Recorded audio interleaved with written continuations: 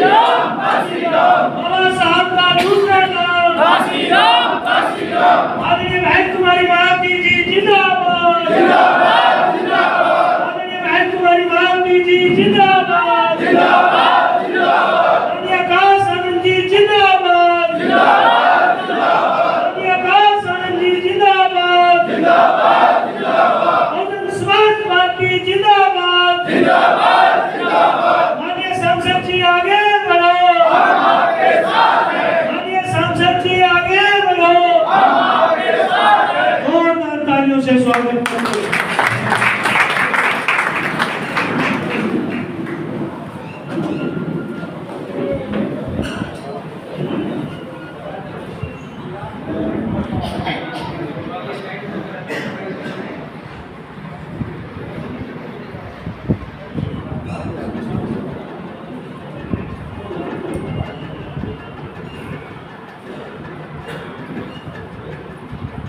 सर्वप्रथम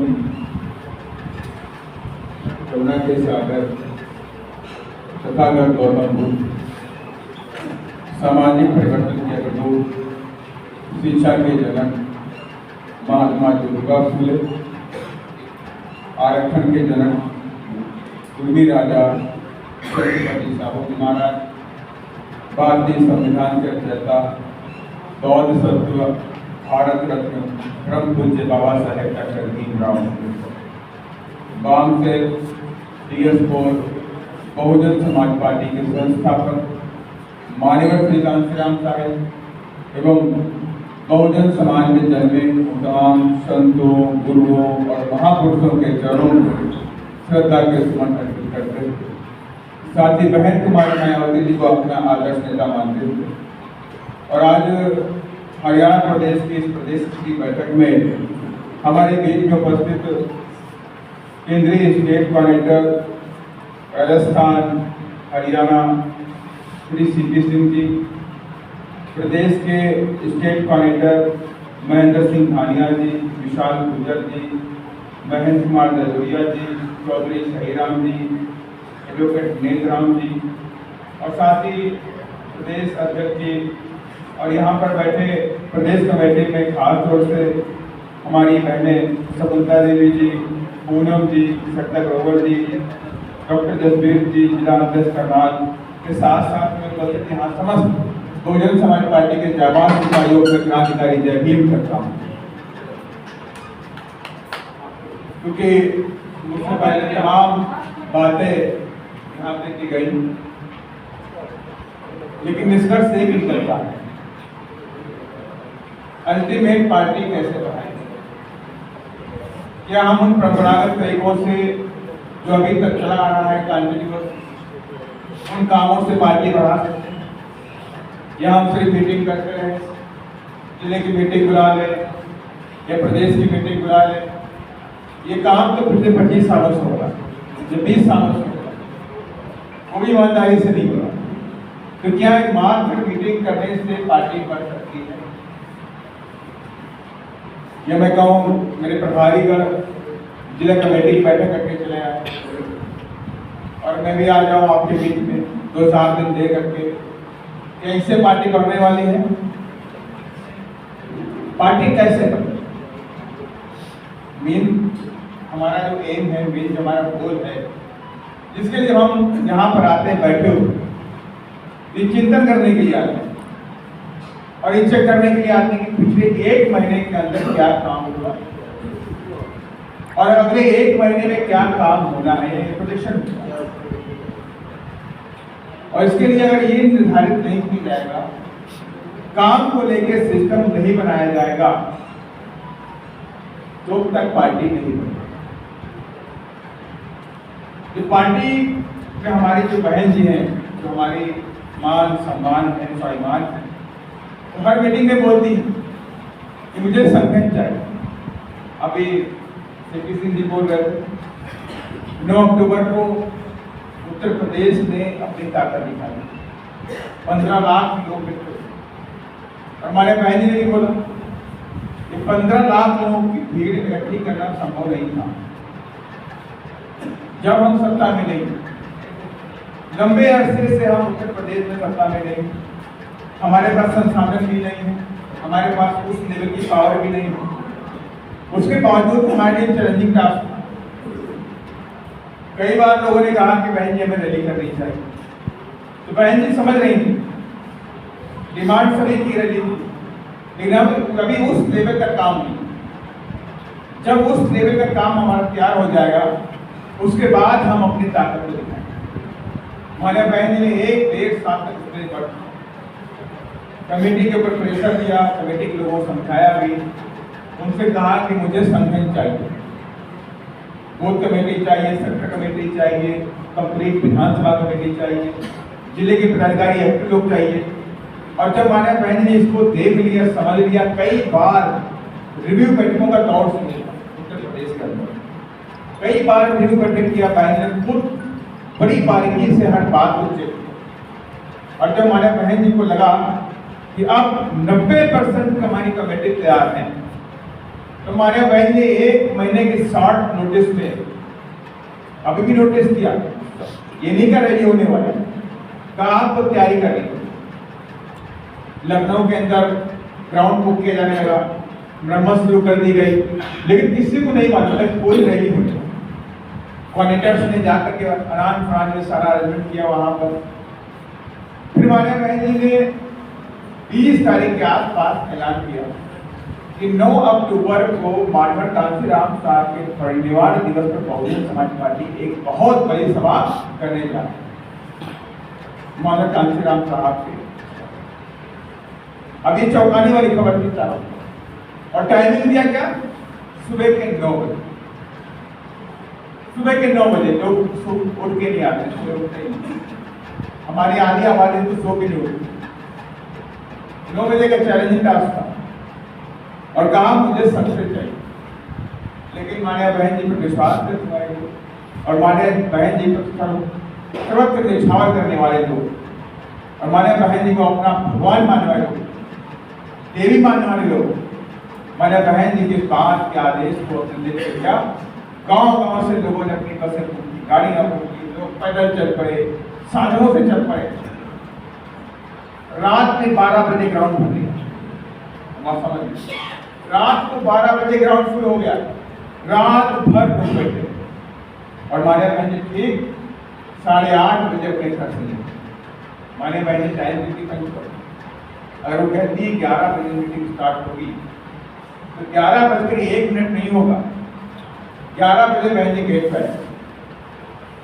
इस तरीके का माने कि मान्या बहन जी पंचुअल अपने टाइम और कहा 8:30 बजे घर से निकली और 9 बजे मानव कांसीराम साहब की मूर्ति पर माल्यार्पण कर और पब्लिक में जाके 9 बजे नेक्स्ट 9 बजे रैली का संबोधन भी करते 9 बजे खत्म हुई, 8 बजे 7 बजे खत्म। माने कि देश में मैं चैलेंज करता हूँ, याद की बहुत बड़ी पार्टी है भारतीय जनता पार्टी आज की डेट में, उनके भी पसीने आ जाएंगे, उनके भी पसीने आ जाएंगे। उनके पास तो बहुत ताम झाम है, बहुत बड़े बिजनेसमैन है, बिल्डर्स हैं, बड़ी बड़ी फैक्ट्रियों के मालिक हैं, धंधा सेठ हैं, पूरा सिस्टम उनके हाथों में है, लाखों बसें लगा देंगे, पैसा मार देंगे, लोगों को ले आएंगे। लेकिन चैलेंजिंग टास्क उनके लिए भी रहेगा कि 9 बजे कैसे होगा, लेकिन 9 बजे तभी संभव है जब बहुजन समाज पार्टी के जाबाज सिपाही इस दिल में ठान ले इस मंजिल को हम फतेह करके रहेंगे, तो फतेह करके रहते पीछे नहीं। और उसी तरह का जुनून जब तक आप हरियाणा में लेकर चलेंगे कुछ नहीं, सच्चाई करवा लग सकता है। अगर मैं कहूं 90 विधानसभाएं आपके यहाँ पर है कि नहीं, 90 विधानसभा में अगर आपकी 90 विधानसभा कंप्लीट नहीं है, अगर मैं उसे चेक करने बैठ जाऊं तो मैं आई एम श्योर 20-22 जगहों पे तो लोग मिलेंगे, कोई फुल कमेटी नहीं मिलेगी, कहीं अध्यक्ष है तो भाई नहीं, कहीं महासचिव होगा तो कोई अध्यक्ष एक्टिव नहीं। मैं फुल कमेटी की बात कर रहा हूँ, 80 से 90% आपकी कमेटी एक्टिव नहीं है। मैं सही हूँ कि नहीं सही हूँ? मैं एक्चुअल बात कर रहा हूँ। जब तक आप एक्चुअल तो आप नहीं बोलोगे तो मुझे नहीं मालूम। यहाँ पे आज देखिए मैं नए सिरे से बात कर रहा हूँ, पीछे क्या हुआ क्या नहीं हुआ मैं उसमें नहीं जाता। मैं इस बात को चैलेंज मानता हूं कि मुझे आज मिला, वहां से इसको आगे कैसे लेकर जाना है, ये मेरे चैलेंज। मैं जीरो मांग के चलता हूं हमेशा, कोई पहले था या नहीं था, उसने क्या किया क्या नहीं किया, मेरी शिकायत करने की कोई हैबिट नहीं। जो करेगा वो भरेगा, यही मानव कांति राम साहब का मंत्र था। शिकायत वाली चक्कर मत करो, तुम तो अपना काम करो, जो करेगा वो भरेगा। तो आज की डेट में मैं इस बात को मान लेता हूँ, कहीं भी जाता हूँ, कि मैं जब तक अपने लेवल से उसको चेक नहीं करता तब तक मैं इसको जीरो मान के चलता हूँ, कि मैं जीरो लेवल से स्टार्ट करता हूँ। और यहाँ पर भी मैं जीरो लेवल से मान के चलता हूँ, क्योंकि मैंने अभी विधानसभा कमेटियों के बारे में इसके बारे में आंकड़ा दिया। तो जिन जैसे कई जिले ऐसे भी हैं जहाँ कमेटी ही नहीं, जिला कमेटी भी नहीं है, उनसे पूछा कब बनेगी, बनाएंगे। कई जो स्ट्रॉन्ग जिले हमारे हैं वहां से लोग आए, 4 असेंबली हैं तो 1 आया, 2 आए हैं, कहीं 3 आए हैं, 6 में से कहीं 6 में 2 आए, 4 में 2 आए, ऐसे आए। सिचुएशन बहुत अच्छी नहीं। माने कि आपकी 90 असेंबली है, आप बीबीएफ को कमेटी को मिला करके बात करें तो लगभग 10 आदमी हो जाए, प्रभारी को भी जोड़ देते 900 आदमी आपकी विधानसभा कमेटी के बनते हैं। 90 माने मल्टीप्लाई पे 900 में नहीं हो गए, 900 विधानसभा कमेटी के लोग हो गए। इसके बाद आइए आप पर सेक्टर में है, हरियाणा के अंदर 19,578 बूथ, कितने हैं? 19,578 बूथ हरियाणा के अंदर। अगर उसको हम अप्रोक्सीमेट ले लें तो माने कि कहीं पे 8, कहीं पे 10, कहीं पे 7, उसका जो डेमोग्राफिक एरिया होगा उसके हिसाब से करीब करीब 2000 सेक्टर बनते हैं। होते कि नहीं होता है? 2000 सेक्टर बनते हैं। और अगर सेक्टर कमेटी में हर बूथ से 1 आदमी और 2 आदमी सचिव और 5 आदमी और अध्यक्ष होता, तो अगर इसमें जोड़ने में 12 आदमी होते नहीं होते, तो 12 लोगों को अगर 2000 से मल्टीप्लाई करेंगे तो 24,000 24,000 लोग आपकी सेक्टर कमेटी के होने चाहिए। माने 900 आदमी आपकी असेंबली कमेटी, 24,000 आदमी आपकी सेक्टर, 19,578 बूथ हैं आपके यहाँ पे। और माने बहन जी का जो हमें आदेश मिला, डायरेक्शन मिला, उसके अनुसार 19,578 के मैंने एक बूथ पर 5 यूथ, यही तो आदेश है, यही है ना? तो 19,578 को 5 से गुणा करें कितना आएगा? 97,890, 97,890।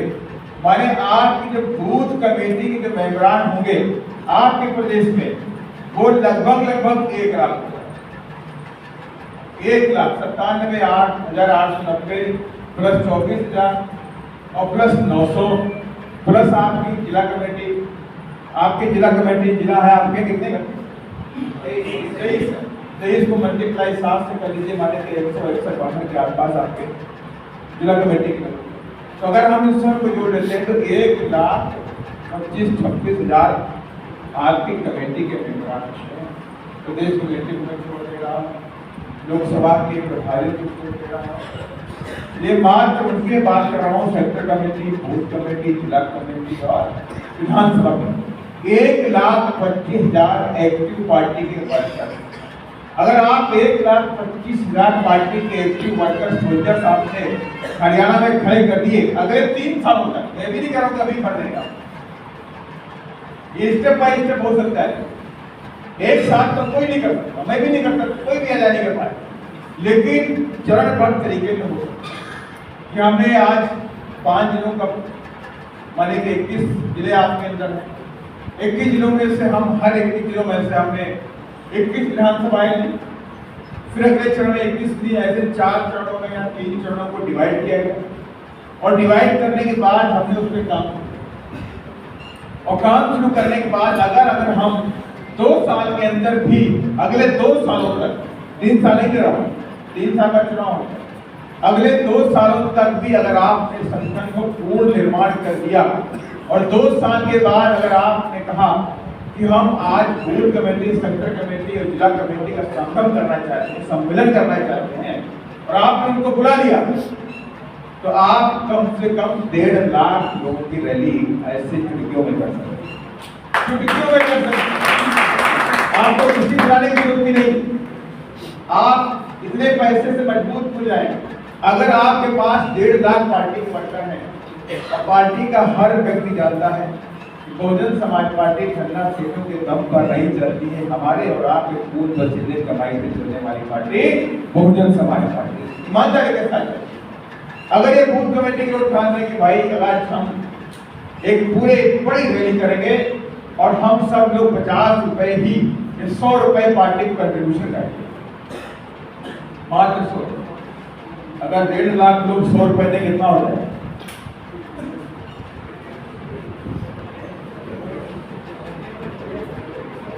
हमने 1 लाख लोग मान लो और 1 लाख 100 रुपए देंगे कितना हो जाएगा?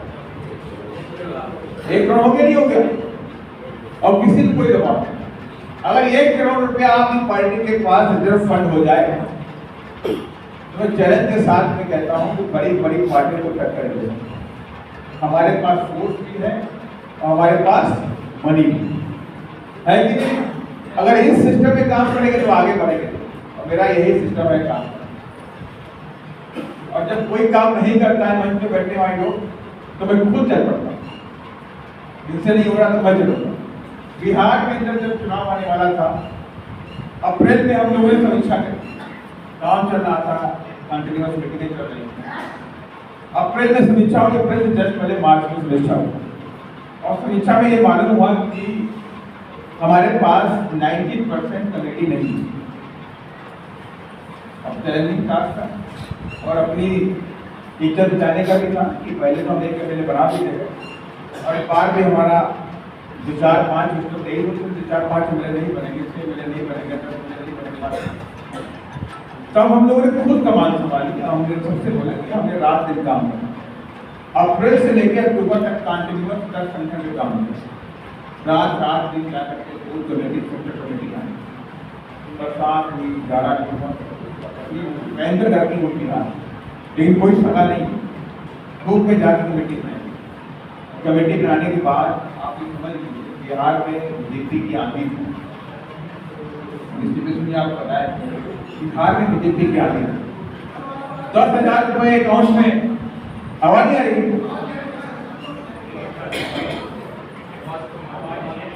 अभी आ रही है। बिहार में 10,000 रुपए अकाउंट में बांट दिए ड्यूरिंग इलेक्शन। वोटिंग होने वाली है, 3 दिन भी नहीं बचे वोटिंग का, और वोटिंग से पहले 10,000 रुपए महिलाओं के अकाउंट में पहुंचे। और चेहरा कौन? नीतीश कुमार। ऐसा प्रोपेगेंडा मीडिया ने फैलाया, नीतीश कुमार इतने ईमानदार, नीतीश कुमार ये ईमानदार, नीतीश कुमार के पास घर नहीं, सब कुछ पार्टी गांव लगा करके जनता की सेवा कर रहे हैं, और 10,000 रुपए अकाउंट में भेज। माहौल 10,000 रुपए बिहार के लिए बहुत, जहां लोग नमक और चावल खा के जीवन काट रहे होते हैं, और अगर उनके अकाउंट में 10,000 रुपए पहुंच जाए तो बहुत बड़ी बात है। वो चारों तरफ नीतीश कुमार के गुणगान होने शुरू हो, नीतीश कुमार, नीतीश कुमार, नीतीश कुमार। ऐसे कंडीशन में, सिचुएशन में हम लोग मोर्चा संभाले। गांव एरिया शुरू हुई, बड़ी बड़ी रैलियां आपने देखी भी। हम लोग चाहते थे हमारे लिए जो हमारे दुश्मन है हमारा ताकतवर है, लेकिन हम अपने आप को कमजोर नहीं समझ रहे, हिम्मत नहीं आ रही। रात दिन बड़ी बड़ी रैलियां, गाने बजाने वाले लोग, भोजपुरी गाने, किशन के गाने, मूवमेंट के गाने चल रहे थे, रैलियां रात भर हो रही थी, जुनून दौड़ रहा था। माने बहन जी की रैली इलेक्शन में हुई। आई थिंक इतनी बड़ी रैली आज तक किसी प्रदेश के अंदर नहीं हुई, उत्तर प्रदेश को छोड़कर। 2.5 लाख लोग उस रैली के अंदर, 2.5 लाख लोग। माने हमने रैली का ग्राउंड लिया था एयरपोर्ट ग्राउंड, जहां पे रनवे बना होता।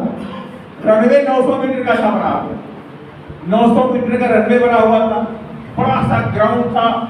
हाथ पैर तो फूट रहे यार, ये कैसे ऐसा ना कुछ छोटा लग गया। तो हम लोगों ने उसमें पर्दे रखे, हमें लगा कि 50,000 लोग आए, 50,000 के हमारे पास साधन लगे हुए, 50,000 लोग ऊपर नहीं आ पाएंगे। तो हमने 50,000 तक की एक लिमिट बनाई और कुर्सी लगाई 50,000, उसके बाद उसमें बैरिकेडिंग कर दी गई ताकि जो ग्राउंड है बहुत बड़ा ग्राउंड था छोटा हो जाए। थोड़ी देर लगा दिए प्रत्येक बार पीछे बांधने के मल के पीछे स्टेज बना दिया गया। कहा कि भाई ठीक है, गाड़ियाँ आ जाएंगी, हाथ में गिर जाएंगी, 50,000 लोग आ जाएंगे तो पूरा बन जाएगा। और जब पब्लिक आने शुरू हुई तो उस ग्राउंड को छोड़ दीजिए 10 किलोमीटर तक रोडों में भी पैर रखने की जगह थी। जो हमारे नेता निकल के आ रहे थे, जिनको लगा कि बहन जी तो 1:30 बजे आएंगे, 11 बजे चलेंगे, आराम से पहुंच जाए, ऐसे तमाम पार्टी के नेता मंच तक पहुंची नहीं। वो जाम में फंसे रहे 3-3 घंटे तक। माल्या बहन जी आई और बोल के चली गई, लेकिन वो मंच तक नहीं पहुंच पाई। इतना भयंकर जाम था। ये तभी संभव हुआ जब आप ग्राउंड पे गए। आप ग्राउंड पे नहीं जाएंगे, संभव नहीं होने वाला। और माल्या बहन जी नहीं माना, ये बहुत बड़ी है।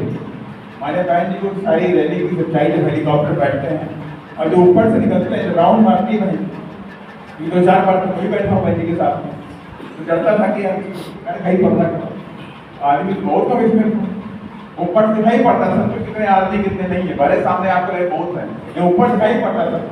जब ऊपर से बहन जी देखी होगी पूरा धुआं करके, तो देखी कि चारों तरफ अंबार लगा हुआ है, अंबार लगा हुआ, लोग ही लोग पता नहीं कहाँ से आए।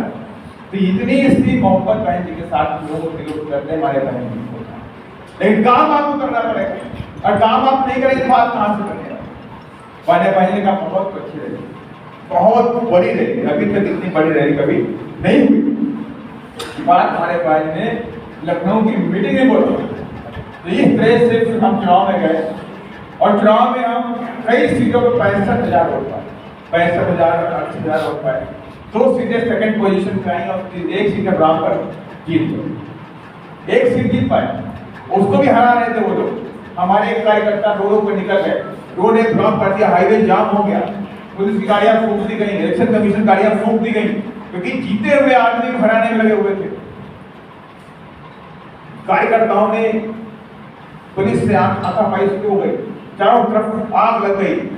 तब उनको लगा कि मामला बिगड़ गया। हमने भी माल्या बहन को बताया, माल्या बहन ने कहा इलेक्शन कमीशन से बात करो, वहां बात किया, इधर बात किया, तब लगा कि बात पूरी फैल गई है कि हम बेईमानी नहीं कर सकते। तब कलेक्टर निकल के आता है, भाई जो जीत रहा है उसको सर्टिफिकेट दे दो, कोई बल्लेबाजी ना करो।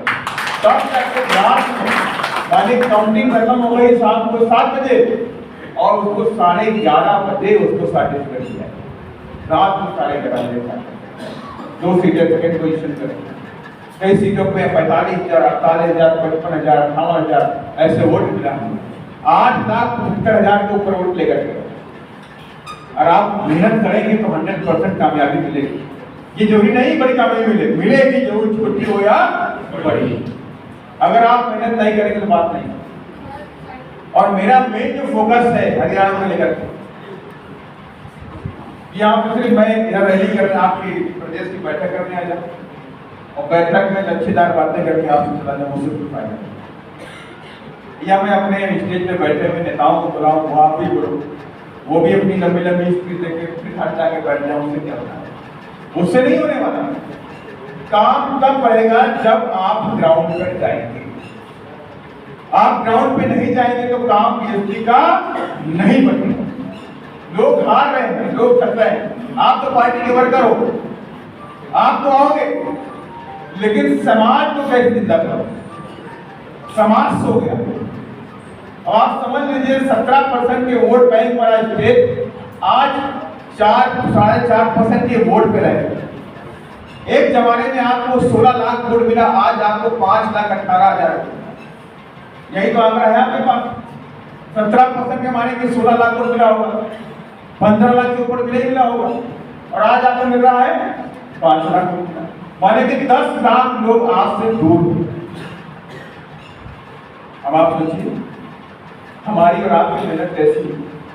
बीजेपी एक ऐसी पार्टी है जो स्टेट के अंदर कभी आज से 10 साल बैक में जाए तो उसका वोट बैंक 4% था, और आज वो 45% पे खड़ी, 45% वोट पा करके सत्ता में बैठी। वो इंक्रीज करते हैं, हम डाउनफॉल में जाए।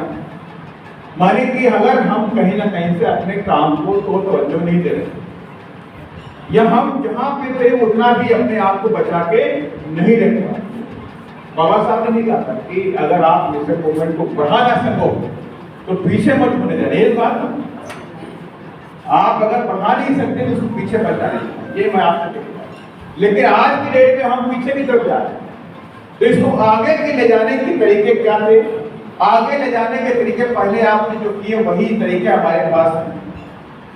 और कोई जिन आया, कोई दूसरा आदमी नहीं आया, जिन आया कोई निकालेगा चिराग और आप घिसेगा, फिर आप डीएसपी हरियाणा में सरकार बना देगी, नॉट पॉसिबल। पहले जिस तरह से आपने माधव कांशीराम साहब की बहन जी के दिशा निर्देशन में आपने गांव-गांव में काम किया, आपने गांव-गांव में अलग जगाई डीएसपी, अपने मूवमेंट की अलग जगाई, अपने समाज को जोड़ने का काम किया। प्रदेश के अंदर मेरी समझ से 22% की आबादी है, दलित समाज की 22% की आबादी दलित समाज की है, जिसमें मेरे पास कुछ फिगर भी। यमुनानगर में हमारी जो आबादी है 25% के ऊपर, सिरसा में 27%, फतेहाबाद में 28%, हिसार कैथल में 22%, इतनी लगभग हमारी आबादी इन जिलों के हिसाब से बनी। और सबसे दुर्भाग्य की बात ये देखिए, हम आबादी की बात कर रहे हैं, अगर हम आगे नहीं बढ़ पा रहे तो हमारी आने वाले जनरेशन के साथ क्या होगा? हरियाणा आपका दिल्ली के सबसे नजदीक का स्टेट है, कई सारे डिस्ट्रिक्ट आपके एनसीआर में लगते हैं, माने जाते पार्ट ऑफ दिल्ली, दिल्ली के पार्ट माने जाते हैं। लेकिन दिल्ली के पार्ट, दिल्ली की नजदीक होने के बाद भी 66% की दलित बच्चे अभी शिक्षा से महरूम। इसी हरियाणा प्रदेश में बात कर रहा हूं, 66% दलित बच्चे शिक्षा से महरूम हो गए। इसलिए महरूम है कि हम, उन्हें लगता है कि इनको हम पैसे बांट देंगे, इनको खिलाएंगे पिलाएंगे, इनके बीच में जाकर इनको आपस में बांटने का काम करेंगे, ये लोग अपना वोट देते। अगर मैं 27-22% की, अगर मैं बिहार हरियाणा की बात करता हूं, अगर आप हरियाणा में 22% लोगों को जगाने में सफल हो गए, हरियाणा में फर्स्ट राउंड में 22% लोगों में से आपने जगाने का काम कर दिया। अब आप जोड़िए कि आप पिछले इलेक्शन में 5,18,000 वोट मिला, और जिसमें बीएसपी के प्रत्याशियों के साथ में प्रत्याशी के भी अपने वोट होते कि नहीं होते? भाई कहीं पे आपका राजपूत प्रत्याशी आ गया, कहीं गुर्जर प्रत्याशी आ गया, कहीं जाट प्रत्याशी आ गया, तो अपने भी वोट लेके आता है। भले 50,000 नहीं आएगा, 1 लाख नहीं आएगा, 25,000 लेगा, 20,000 लेगा, माने कि उसमें भी उसके भी वोट शामिल है। तो अब आप समझिए, जब अगर 22% के वोट बैंक आपके हाथों में आ जाए, तो अगर आप मान लीजिए मोटा मोटा कि 60 से 70,000 वोट आपके अपने बीएसपी के, और प्लस जो हमारा प्रत्याशी आएगा उसके वोट, तो आप पहुंच जाते हैं करीब करीब 90 से 95,000, 1 लाख तक पहुंच जाते। फिर आपको हरा नहीं पाएगा, फिर कोई नहीं हरा पाएगा। अभी आप अपने वोट पाते हैं मात्र 10,000, 15,000, 30,000 पाते, कहीं कहीं पे 30-40,000 मिल जाता है। प्रत्याशी का मिला के 50-55 पाते, भाई कितना वोट करता हूँ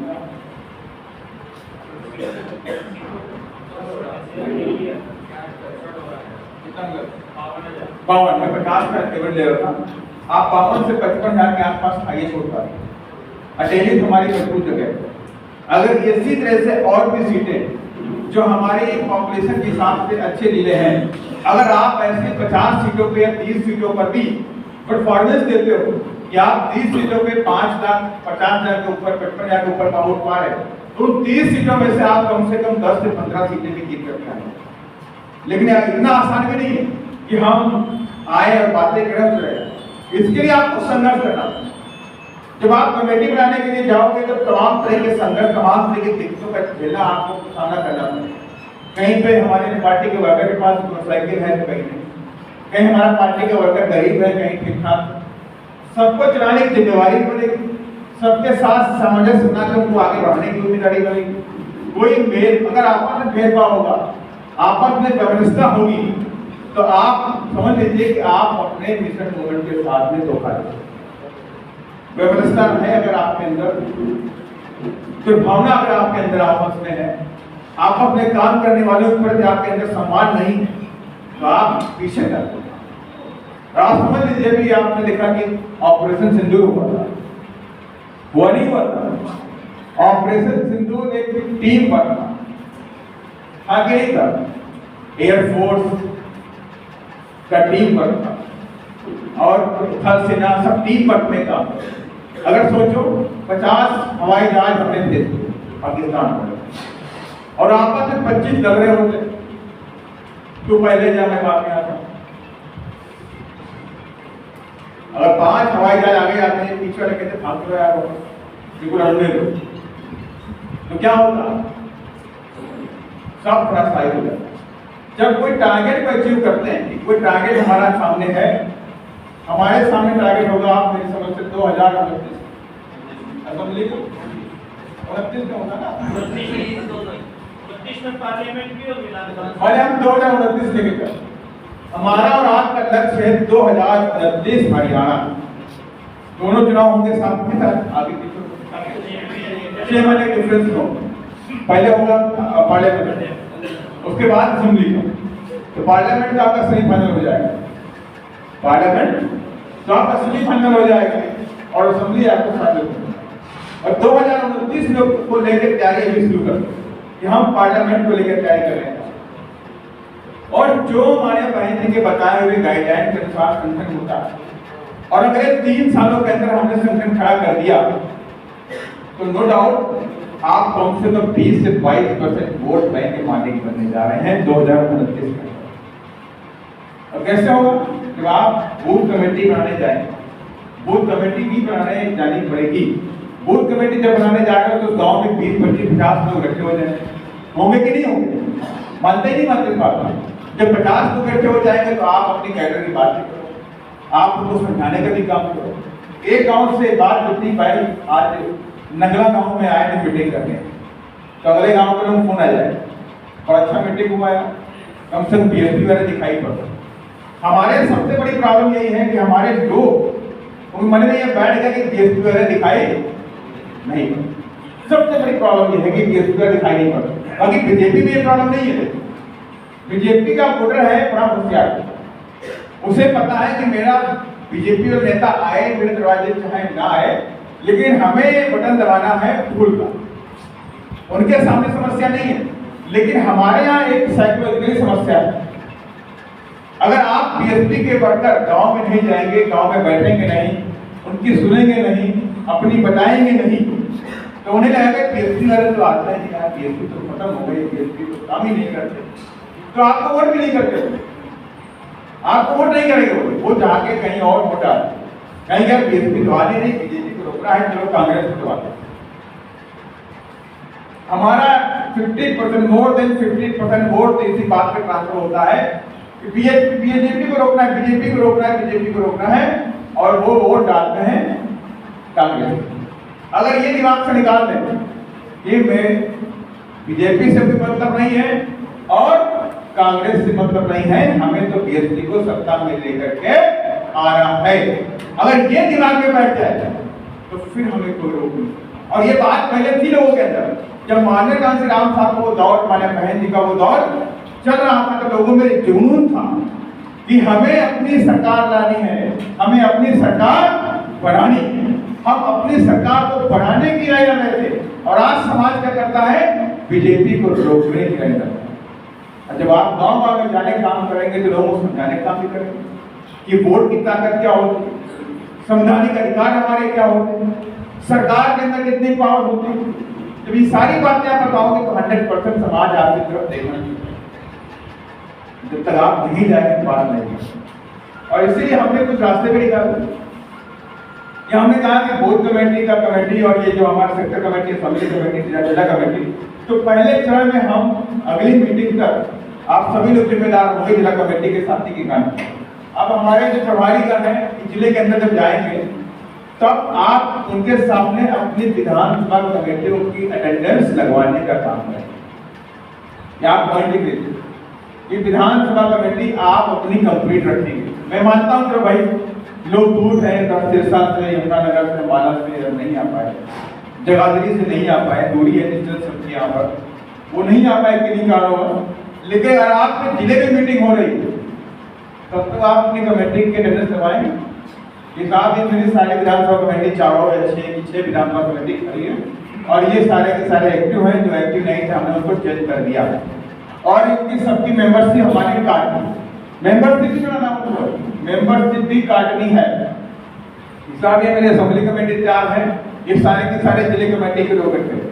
आप अगर जिले कमेटी की मीटिंग कर रहे हैं, जिले में दौरा कर रहे हैं, तो कोई जरूरी नहीं कि आपके सामने 500 आदमी होने चाहिए, 200 आदमी होने चाहिए, उसका कोई मतलब नहीं है।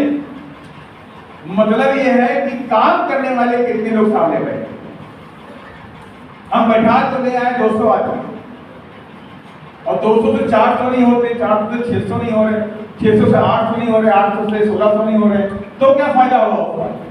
हमें उससे कोई मतलब नहीं है। अगर आप जिला कमेटी मीटिंग बुला रहे हो, अगर आपके यहाँ पे 6 विधानसभाएं हैं तो आप कम से कम 60 आदमी विधानसभाओं के और आपकी जिला कमेटी के 50-60 लोग सफिशिएंट है। 50 लोग मीटिंग कराते हो, अटेंडेंस करवा देते हो तो इट्स ओके, ये आपकी कमेटी होगी।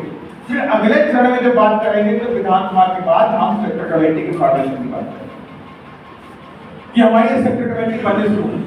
अब विधानसभा कमेटी के साथ में हम तब तक जब आपकी विधानसभा कमेटी कंप्लीट हो जाएगी तब हम प्रभारियों को विकास देने का काम करेंगे। हमारे जो कई सारे प्रभारी भी हैं, इनको हम डिवाइड करेंगे जिले कि आपको इतने जिले में काम करना, आपको इतने जिले में काम करना। ये just only for temporary work कि इतने दिनों तक आपको उन जिलों में काम करना है, इतने दिनों के अंदर आपको ये कमेटी कंप्लीट करवानी है। जब तक सेक्टर कमेटी कंप्लीट नहीं होगी तब तक हम वहां से उस जिले को छोड़ने वाले नहीं। सेक्टर कमेटी कंप्लीट की जाएगी, चाहे 1 महीना लगे, चाहे वो 2 महीने लगे। 2 महीने भी लगता है सेक्टर कमेटी बनाने में। फिर ये काम शुरू होता है बूथ कमेटी। सेक्टर कमेटी और विधानसभा कमेटी मिल करके बूथ कमेटी का फॉर्मेशन, ये आपकी देख रही। ये नहीं होना चाहिए कि आप लोग ध्यान नहीं दे रहे। डेली की डेली रिपोर्ट होनी चाहिए कि आपने आज मीटिंग करी, कितने सेक्टर बनाए, कितने बूथ बनाए गए हैं, उनकी जानकारी क्या। वो जानकारी मुझे डेली की डेली व्हाट्सएप पे दी जाएगी कि आज मेरे जिले के अंदर एक विधानसभाओं में booth number 30, booth number 30, sector number 30, sector number 30 का फॉर्मेशन कर दिया। इस हिसाब से मैं काम करूंगा और कोई काम इधर में नहीं करूंगा। यही मेरा काम करने का तरीका है। पहले तो सेना होनी चाहिए, लड़ाई तो बात की बात है। जब सेना ही नहीं, लड़ाई किस बात? अंधेरे में दिखला रहे हैं, उधर मार रहे, उधर मार रहे, उधर मार रहे, फिर कहते रिजल्ट नहीं आता। रिजल्ट तभी आएगा जब सेना होगी। बिना सेना के रिजल्ट नहीं आता। आता है क्या भाई? अब मैं कहूँ फौज पाकिस्तान से अभी तो हमारा हो जाए, सेना हमारे पास ना हो और कणवाल जी को फेरते जाओ हो जाए, खड़े हो जाओ बॉर्डर पर, क्या हो? जनता नहीं कर सकती। जनता आपको सपोर्ट कर सकती, जनता आपको वोट दे सकती। लड़ाई जब आपकी होगी बूथ के ऊपर, लड़ाई आपके गांव के अंदर होने वाली। 2029 के चुनाव में लड़ाई होती है गांव के अंदर, कस्बों के अंदर, हर बूथ लड़ाई होती है। दौड़ चलता है, जीत और हार का दौर चलता है। हमें कितने वोट हमारे पड़े, कितने उनके वोट पड़े, चेक होता है। जब जीत के आते तब जाके हमारा एमएलए बनता है। उस दौर की लड़ाई करनी जरूरी है और उसके लिए अब जो नेक्स्ट मीटिंग हमारी होगी, नेक्स्ट मीटिंग में क्या होगा, यहाँ पर जिला कमेटी के लोग और जोन के लोग अपनी अपनी रिटर्न रिपोर्ट लेकर आए। माने 1 महीने में आपने क्या कार्य किया वो लिखित में होना चाहिए, टाइप करा कि 1 महीने में मेरे जिले के अंदर 6 विधानसभाएं हैं, हम 6 विधानसभाओं में हमने 20 मीटिंग करी, या विधानसभा कमेटी ने 10 मीटिंग करी अपनी, या विधानसभा के अंदर विधानसभा कमेटी ने 5 जगहों पर जाकर मीटिंग करी, और एवरीथिंग राइटिंग होना चाहिए। वो राइटिंग में लाके इधर उस रिपोर्ट को यहाँ से पढ़ेंगे कि जिला कमेटी के लोगों ने इतनी मीटिंग करी है, विधानसभा कमेटी के लोग इतनी मीटिंग करी है, और हमारे साथ जोन के लोगों ने हमारे साथ इन गाँव में इन सेक्टरों पे जाके इन विधानसभाओं में हमारे साथ मीटिंग करने का काम किया। ये सब कुछ रिटर्न में होना चाहिए। और हमने कितना मेंटेनेंस लेकर के जमा किया, ये हमारी मीटिंग से पहले, प्रदेश की मीटिंग से पहले हमने एक मेंटेनेंस इकट्ठा किया था, वो भी लिखित में जमा करेंगे और वो इधर बताने का भी काम। और इसके लिए सबसे बड़ी बात है कि 1 तारीख को, नोट कर लीजिए, 1 तारीख को, हर महीने की 1 तारीख को हर जिले में एक साथ 21 से 21 जिलों में जिला कमेटी की बैठक की जाए। 1 तारीख, हर महीने की 1 तारीख फिक्स है, जिला कमेटी की बैठक होगी। और उस बैठक में कौन कौन होंगे? जिला कमेटी के सारे पदाधिकारी हो गया। नेक्स्ट, विधानसभा कमेटी के सारे पदाधिकारी, सेक्टर कमेटी के लोग, कम से कम अध्यक्ष और महासचिव। अगर सब नहीं आ पाए तो बात नहीं, लेकिन सेक्टर का अध्यक्ष और महासचिव का आना अनिवार्य है। विधानसभा कमेटी पूरी रहेगी, जिला कमेटी पूरी रहेगी, और इसके साथ भी वहां के जो संबंधित हमारे जो प्रत्याशीगण हैं, जो आज भी हमारे साथ में, बहुत ऐसे लोग होते हैं चुनाव लड़ते हैं, हमारे साथ रहते हैं, तो ऐसे सभी लोगों को इंफॉर्मेशन दे दी जाएगी। ये नहीं आना चाहिए कि इनको जानकारी नहीं मिली, उनको जानकारी नहीं मिली, जिला अध्यक्ष ने फोन नहीं किया, महासचिव ने फोन नहीं किया, बिल्कुल नहीं। ये हमारी और आपकी ड्यूटी बनती है कि हमने 1 तारीख फिक्स कर दिया है, तो 1 तारीख को 12 बजे जिले के मुख्यालय पे जहां भी डिसाइड करोगे वहां पर मीटिंग होनी तय है। भले ही जिला अध्यक्ष घर में शादी हो, बारात हो, जिला अध्यक्ष नहीं है कोई बात नहीं, लेकिन मीटिंग होगी। मीटिंग नहीं है, मीटिंग में कोई परिवर्तन नहीं होगा, और इस सबकी जिम्मेवारी बनती है। जिसको मालूम है कि ये इस जगह पे इस स्थान पे मीटिंग की जा रही है, तो वो मैसेज, आज व्हाट्सएप का जमाना है कि नहीं है? व्हाट्सएप का जमाना है, मोबाइल का जमाना है, आपने तुरंत संदेशा भेज दिया, आपके पास व्हाट्सएप की जिम्मेदारी मिल गई, आपको जानकारी मिल गई, तो ये आपके मन में मना नहीं लेना चाहिए कि महासचिव ने मुझे फोन नहीं किया, जिला अध्यक्ष ने मुझे फोन ही नहीं किया, तो मैं कैसे मीटिंग में जाऊं। ये नहीं होना चाहिए। ये पार्टी जिला अध्यक्ष की नहीं है, ये पार्टी महासचिव की नहीं है, ये पार्टी हम सबकी है। अब इस बात को माइंड कर लीजिए, ये पार्टी हम सब, जब हम सबकी पार्टी है तो हम सबकी जिम्मेवारी है पार्टी को बढ़ाना। और जब प्रदेश में जिला कमेटी की मीटिंग आप कर रहे हैं, जिला कमेटी की मीटिंग गोपनीय नहीं होनी चाहिए। आप 1 तारीख को जिला कमेटी की बैठक कर रहे हैं तो कम से कम 1-2 दिन पहले अखबारों में प्रेस विज्ञप्ति भेज दीजिए। होता नहीं होता, माने 2 दिन पहले से आप प्रेस विज्ञप्ति डाल दीजिए अखबारों में कि 1 तारीख को फला धर्मशाला में या आश्रम में, रविदास आश्रम में, अम्बेडकर भवन में या जिला कमेटी के कार्यालय पर पार्टी की पदाधिकारियों की बैठक बुलाई गई है। 2-3 बार आप ये प्रेस विज्ञप्ति दे दीजिए।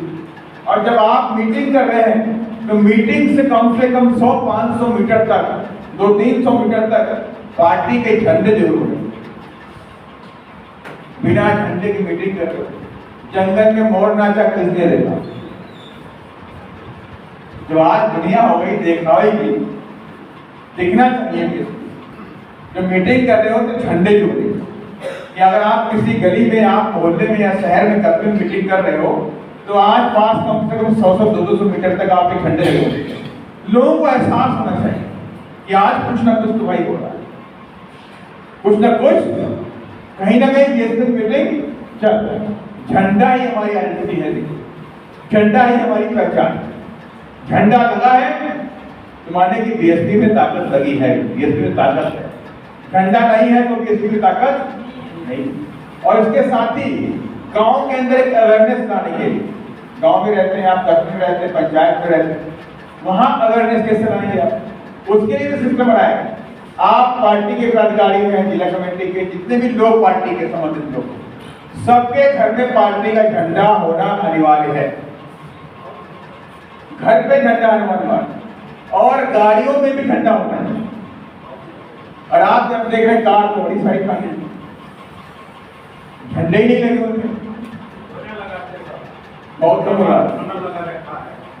अरे बहुत लगाते ही नहीं, मैं कह रहा हूँ नहीं आते ना, मत मानते कोई नहीं। आज से सबकी गाड़ियों में झंडा होना चाहिए। पक्का है नहीं पक्का है? हाँ तक नहीं पक्का है। सबकी गाड़ी में झंडा होना चाहिए। मोटरसाइकिल है तो चुपचाप कहीं लिखवा दो बीएसपी, उसको आगे पीछे बरगाड़ के ऊपर लिखवा दो। नहीं नेम प्लेट लिख सकते, भाई नया नेम आ गया कि नेम प्लेट पे झंडा या कुछ भी लिख नहीं सकते आप। तो नीचे मडगार्ड होता है, काले रंग का होता है, सफेद लिखवा दो थोड़ा सा, और नीचे से दो बीएसपी। वो रोकेगा आपको क्या? मोटरसाइकिल पे लिखा बीएसपी, घर में लग गया झंडा और डंडा। डंडा मजबूत होना चाहिए, बीएसपी के झंडे के साथ में डंडा हमेशा मजबूत दोनों काम करता नहीं करता। एक काम जानते दूसरा नहीं बताओ, बात जानते भाई। ये बोलिया वाले लोग आ रहे हैं, एक बात किसान मुझे ऐसे बोल रहे तो ठीक है। एक काम तो मैंने बता दिया, डंडा और झंडा मजबूत होना है। और ये बाटा डांस का सब निकालता 4 फुट का डंडा, ऊपर से हाथी का नीला, तो नीला झंडा हाथी वाला। और जिस झंडे में हाथी नहीं वो झंडा हमारा हाथी। ये बात में फर्क है। तो हर घर में बीएसपी के वर्कर के घर में झंडा होना चाहिए, गाड़ी पे झंडा होना चाहिए, मोटरसाइकिल में बैक साइड में बीएसपी लिखा होना। और इसके साथ ही कम से कम महीने के एक संडे को, पहले भी तो आप मीटिंग कर नहीं कर, दूसरा छोड़ दीजिए, तीसरे संडे को, हर महीने के तीसरे संडे को आप अपनी मोटरसाइकिलों में, गाड़ियों में झंडा बांध करके आप खाली अपने 2-4 गांव के अंदर घूम। आप सेक्टर के इंचार्ज हैं तो 5-7 मोटरसाइकिल लेकर के आप झंडा बांध खाली घूम। बोलना नहीं है, इंजोरी नहीं, आप जिंदाबाद करके चले जाओ, बस खाली झंडा लगा के चले जाओ 5-6 गाड़ियों में। अपने आप लोगों में उत्तेजना आ जाएगी, क्या बात है, बस वाले 5-6 गाड़ी लेके कहाँ जा रहे हैं, क्या बात हो गई। तमाम तो आप रोकेंगे, रुको क्या बात, झंडे लेके कहाँ जा रहे हो, रैली वाली है क्या? नहीं रैली नहीं है। हम लोग हर संडे को झंडा लगा के गाड़ियों में घूमते गाँव। अगली बार आप भी चलिएगा मेरे साथ, अगली बार हो चलेगा। तो आप कस्बे में हैं, गांव के अंदर है, सेक्टर में हैं, अगर आप 5 गांव है, एक पंचायत के अंदर है, 5-7 पार्टी के वर्कर सिर्फ झंडा लगा के खाली घूम। आपने आधा काम तो ऐसे कर, आपने आधा काम ऐसे कर। तो इस तरह से ये काम होना। इसके साथ ही इसमें चाहे 1 घंटा काम करिए, चाहे 2 घंटा काम करिए, आपके ऊपर है कि आपका क्षेत्र कितना बड़ा, आपका क्षेत्र कितना बड़ा। और आपको हो सकता है कि आधे घंटे में पहुंच जाए, 3-4 छोटा का कस्बा है, पंचायत है, तो आप इस गली से निकले, उस गली में गए, 2-4 गलियों में गए और 5-6 मोटरसाइकिल हो गई, आगे खड़े, उसके बाद काम खत्म हो। पंचायत लेवल पे है, अगर आप 8-10 पंचायतें आती हैं, 5-6 पंचायतें आती हैं, मैक्सिमम 1 घंटा लगेगा, उसके ऊपर नहीं लगेगा। तो अगर आप ये काम कर लें तो 100% बड़ी ताकत है। जब आप दोबारा उस गांव के अंदर जाएंगे पार्टी के लिए, कैडर के लिए, पार्टी के संगठन को खड़ा करने के लिए जब बात करेंगे तो तमाम लोग अपने आप आ जाएंगे, भाई मैं भी हूँ, मैं भी, मेरा नाम लिख दो, मेरा भी नाम लिख दो, अपने आप काम करने के लिए आ जाएंगे, वरना आपको ढूंढने नहीं मिलेगी। ये भी होता है, लेकिन आपके सामने समस्याएं आती हैं। कभी कभी आप गाँव में जाते हो, कई लोग सुन लेते हैं, कोई रिस्पॉन्स नहीं करते, भाई कौन कौन काम करना चाहता था, तमाम डर जाते हैं, यार काम करें कैसे करें, होता नहीं होता। जब उनके अंदर जुनून होगा, खून उबाल मारेगा, कुछ जिंदगी में करने की चाहत होगी, तो आपके बुलावे के बिना बोलेगा, हाथ डालेगा, भाई मेरा नाम लिख लो, मैं काम करूंगा उस काम में, मेरा नाम लिखो, मेरा भी काम करो, मैं भी लिखूँ, मैं भी करूँ काम। होता है कि नहीं होता? ये ढूंढने की जिम्मेवारी भी आती। और माननीय मंत्री ने इसलिए बोला है 50% युवाओं की भागीदारी बीएसपी के हर संगठन में होनी चाहिए। वो कैसे, किस लिए? ताकि ये मूवमेंट में हमेशा के लिए गतिमान रहे। आज आप तैयार हैं, 20 साल से पार्टी में काम कर रहे हैं, कोई 25 साल से कर रहा है, कोई लाइफ टाइम से काम कर रहा है, आप पूरी तरह से परिपक्व हो गए, आप खेलने रुकने वाले नहीं हैं। लेकिन नई जनरेशन को कौन डेवलप करेगा? तो नई जनरेशन को डेवलप करने के लिए हमारी रात की जिम्मेवारी, उन्हें काम करने का मौका दें, अपनी देख दें। गलतियां भी करेंगे, ऐसा नहीं गलतियां नहीं करेंगे, नया है गलती करेगा, जोश से भी गलती करेगा, गलती भी करेगा, लेकिन उसे आपको समझाने की जरूरत है, उसको रोकने की जरूरत नहीं। आपने गलती हर भागा क्या करते रहते, उससे समझाओ, 1 बार 2 बार 3 बार तो समझाओ, ये गलती नहीं करेगा। सपोज करिए आपका बेटा ही है, वो गलती करता है, तमाम तरह गलती घर में करता है, तो आप समझाते नहीं समझाते? ये मूवमेंट भी हमेशा जिंदा है, ये मूवमेंट भी हमेशा चलता है। तो हमें जरूरत है नई जनरेशन को तैयार करने की।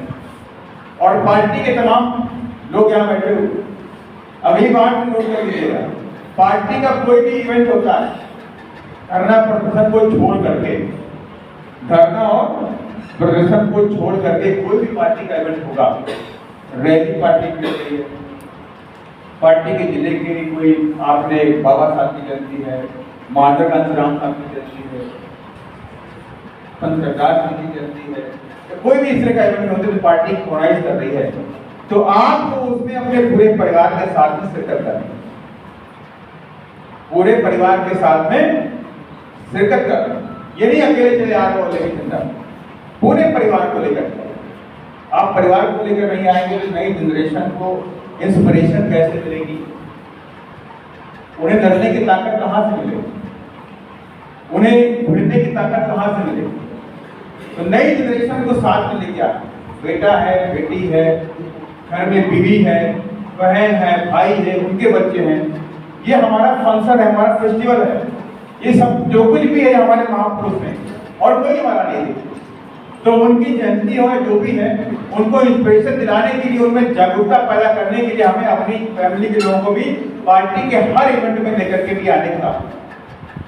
जब आप ये सारे काम करेंगे तो निश्चित तौर से बीएसपी हरियाणा में बड़ा मुकाम हासिल कर सकते, बड़ा मुकाम हासिल करें।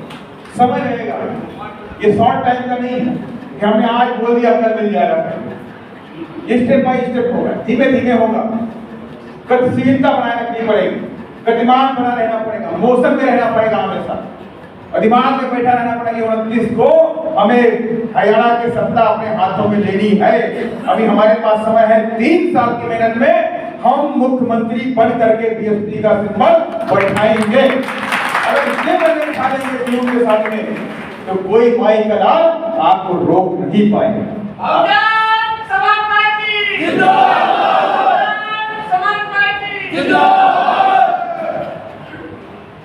क्योंकि महात्मा गांधी राम का सीधा फॉर्मूला था, महात्मा गांधी राम साहब कहते थे to reach the people and teach the people, to reach the people माने उनके पास पहुंचो, वो हमारे पास नहीं आएंगे, हमें उनके पास पहुंचना है।